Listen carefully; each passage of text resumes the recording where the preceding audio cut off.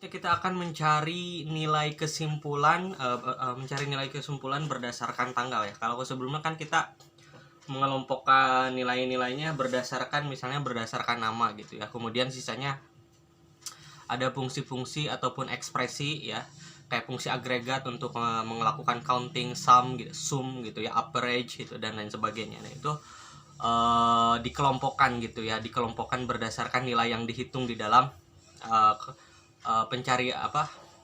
pengelompokan nilainya gitu ya.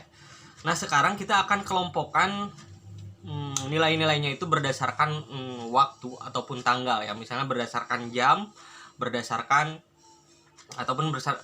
tanggal. Kemudian sisanya nanti akan ada fungsi agregat ataupun ekspresi ya, untuk melakukan counting berapa barisnya, kemudian untuk melakukan penjumlahan berapa datanya, besar datanya dan lain sebagainya ya. Nah, misalnya di sini saya akan melakukan mengelompokkan sebuah data ya, mencari nilai kesimpulan berdasarkan waktu ya, pada tabel mile gitu ya. Select hour as jam gitu ya, kemudian count as banyaknya pesan gitu ya, kemudian apalagi sum gitu ya, ukuran as jumlah byte ya. Seperti ini.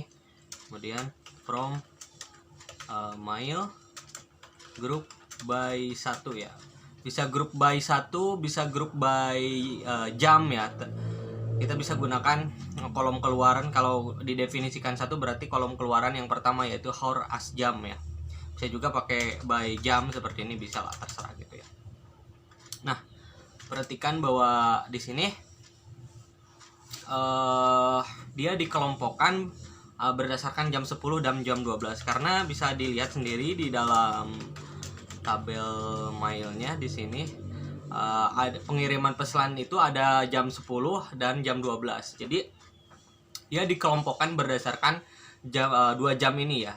Jam 10, jam 12. Dari jam 10 banyaknya pesan adalah 12 pesan, jam 12 1 pesan, jam 12 ada sekitar 436.385 dan untuk satu pesan ini 58.274 gitu ya. Jadi seperti itu. Kalau misalnya menggunakan ini ya, menggunakan tanggal juga sama saja, tinggal select date format ya. Misalnya kita mau mengelompokkan berdasarkan berdasarkan ini ya, berdasarkan tanggal, bisa seperti ini ya, select gitu ya.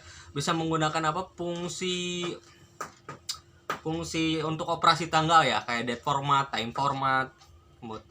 Kemudian bisa juga pakai hari juga bisa ya, dikelompokkannya berdasarkan hari. Sebelumnya kan kita kelompokkan berdasarkan hari ya, kita melakukan mengelompokkan data berdasarkan hari di sebelumnya ya kita.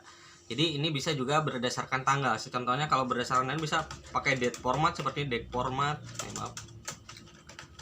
kemudian T di sini, kemudian D persen, kemudian as TGL, kemudian count di sini, as banyak pesan gitu ya, sum ukuran byte-nya ya, as ukuran byte, from mile group by tanggal ya, group by TGL.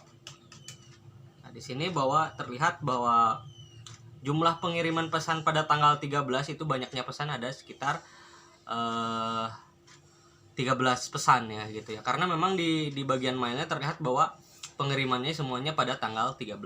Nah, jadi seperti itu ya teman-teman, bagaimana kita mencari kesimpulan berdasarkan tanggal ataupun waktu. Sangat mudah sekali. Jadi untuk query kesimpulan ini grup ya, terutama melakukan grouping ya. Query kesimpulan itu untuk menghasilkan kesimpulan yaitu group by gitu ya. Udah belajar group by, ini udah sesi terakhir untuk group by. Nah, selanjutnya kita akan belajar untuk membuat dan menghasilkan dan menggunakan runtun. Nanti akan dibahas lagi ya. ini karena untuk sesi MySQL dasar ini lumayan agak panjang gitu ya. Nanti jadi untuk sesi pengurutan, melakukan pengurutan ini sudah selesai ya. Pengurutan menghasilkan kesimpulan, bukan pengurutan ya, menghasilkan kesimpulan, terutama di sini menggunakan klausa group by. Nah, ini udah selesai sampai di sesi untuk bagaimana mengurutkan membuat kesimpulan berdasarkan nilai tanggal gitu ya. Oke, nanti dilanjutkan bagaimana dengan tutorial yang sesi selanjutnya, yaitu bagaimana menghasilkan dan menggunakan runtun.